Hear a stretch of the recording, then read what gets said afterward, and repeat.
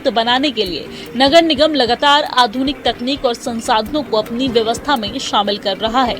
उन्होंने सफाई कर्मचारियों के योगदान की सराहना करते हुए नागरिकों से भी स्वच्छता अभियान में सक्रिय भागीदारी की अपील की है।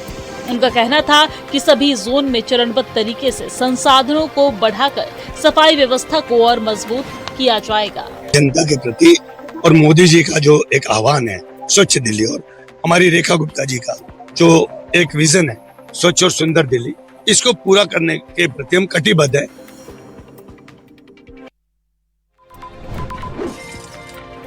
दिल्ली सरकार के स्वास्थ्य मंत्री डॉक्टर पंकज कुमार सिंह ने आज नरेला स्थित सत्यवती राजा हरिश्चंद अस्पताल का दौरा किया। इस दौरान उन्होंने अस्पताल की स्वास्थ्य सेवाओं का जायजा लिया, डॉक्टरों और स्वास्थ्य कर्मियों से बातचीत की तथा मरीजों से मिलकर उनका हालचाल जाना। मंत्री ने अस्पताल की विभिन्न व्यवस्थाओं का निरीक्षण करते हुए अधिकारियों को स्वास्थ्य सेवाओं को और बेहतर बनाने के आवश्यक निर्देश भी दिए।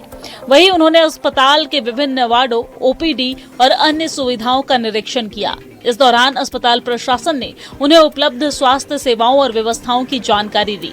स्वास्थ्य मंत्री ने अस्पताल परिसर की साफ सफाई, दवा उपलब्धता, चिकित्सा उपकरणों और अन्य सुविधाओं का निरीक्षण किया है। उन्होंने अधिकारियों को निर्देश दिए हैं कि मरीजों को समय पर गुणवत्तापूर्ण उपचार मिले और अस्पताल में किसी भी प्रकार की कमी न रहने दी जाए। दिल्ली सरकार का कहना है कि राजधानी के सरकारी अस्पतालों में स्वास्थ्य सुविधाओं को और मजबूत बनाने के लिए नियमित निरीक्षण जारी रहेगा, ताकि मरीजों को बेहतर सुगम चिकित्सा सेवाएं उपलब्ध करवाई जा सके।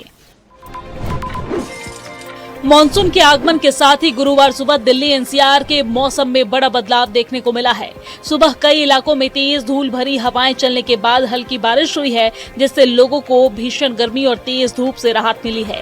बारिश के बाद पूरे दिल्ली एनसीआर का मौसम सुहावना हो गया। हालांकि अधिकांश इलाकों में बारिश कम होने के कारण उमस बनी हुई है, लेकिन पिछले कई दिनों से पड़ रही तेज धूप और गर्मी से लोगों को काफी राहत मिली है। मौसम विभाग के अनुसार अगले 2 दिनों तक दिल्ली एनसीआर में रुक-रुक कर बारिश होने की संभावना है और इस दौरान तेज हवाएं भी चल सकती है, जिससे तापमान में गिरावट आएगी और मौसम अपेक्षाकृत ठंडा बना रहने का अनुमान है।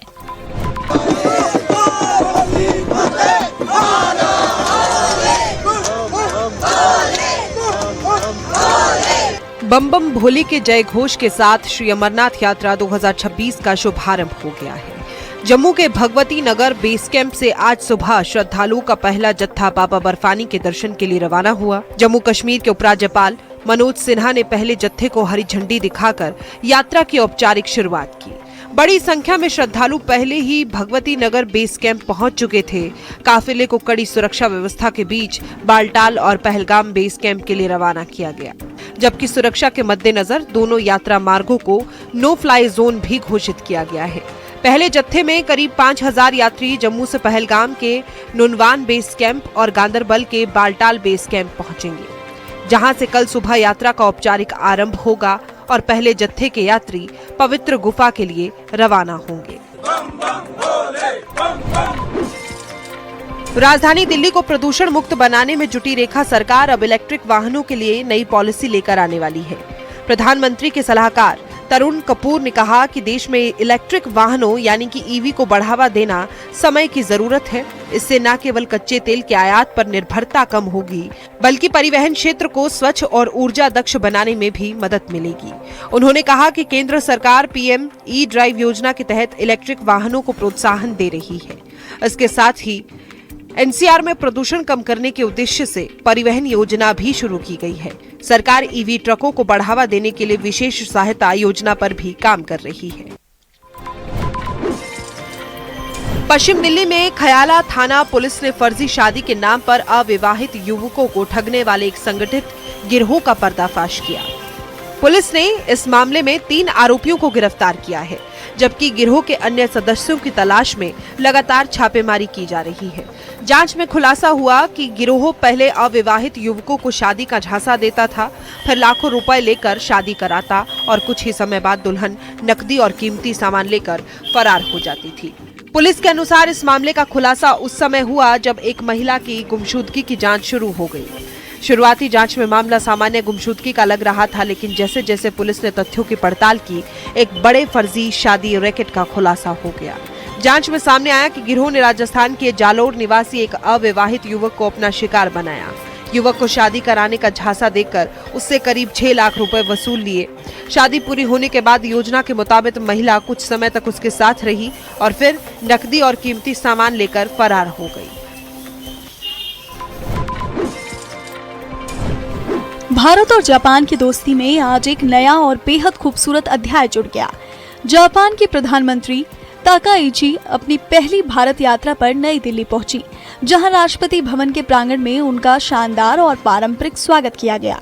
प्रधानमंत्री नरेंद्र मोदी ने खुद वहां मौजूद रहकर जापानी पीएम की अगवानी की, जिसके बाद उन्हें गार्ड ऑफ ऑनर देकर सलामी दे दी गई। राष्ट्रपति भवन की इस भव्य औपचारिकता के बाद दोनों देशों के नेताओं के चेहरे पर गहरी गर्मजोशी और मजबूत दोस्ती की चमक साफ देखने को मिली। माना जा रहा है कि जापानी प्रधानमंत्री का ये 3 दिनों का भारत दौरा न सिर्फ दोनों देशों के रिश्तों को नई ऊंचाइयों पर ले जाएगा, बल्कि एशिया की राजनीति में भी एक बड़ा और सकारात्मक बदलाव लाएगा। दिल्ली एनसीआर में मौसम ने अचानक खतरनाक करवट ले ली।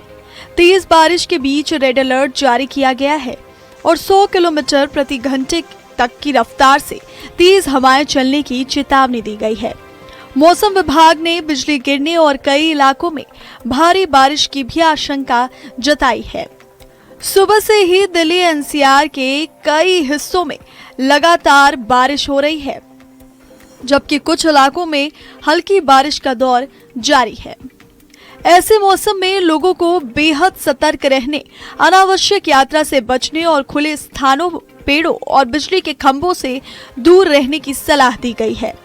प्रशासन और आपदा प्रबंधन एजेंसियां भी किसी भी आपात स्थिति से निपटने के लिए पूरी तरह अलर्ट पर हैं।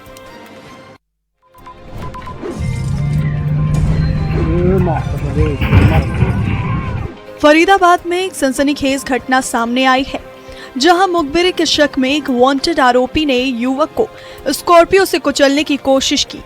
बताया जा रहा है कि आरोपी को पकड़ने के लिए यमुनानगर पुलिस की टीम इलाके में पहुंची थी। इसी दौरान पुलिस को सूचना देने के शक में आरोपी ने युवक को निशाना बनाया और उस पर तेज रफ्तार स्कॉर्पियो चढ़ाने का प्रयास किया।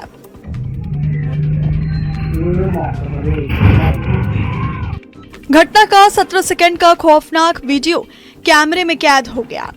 हालांकि स्कॉर्पियो एक दीवार से टकरा गई, जिसके बाद आरोपी और उसके साथी मौके से फरार हो गए। पुलिस वायरल वीडियो के आधार पर मामले की जांच कर रही है और फरार आरोपियों की तलाश जारी है।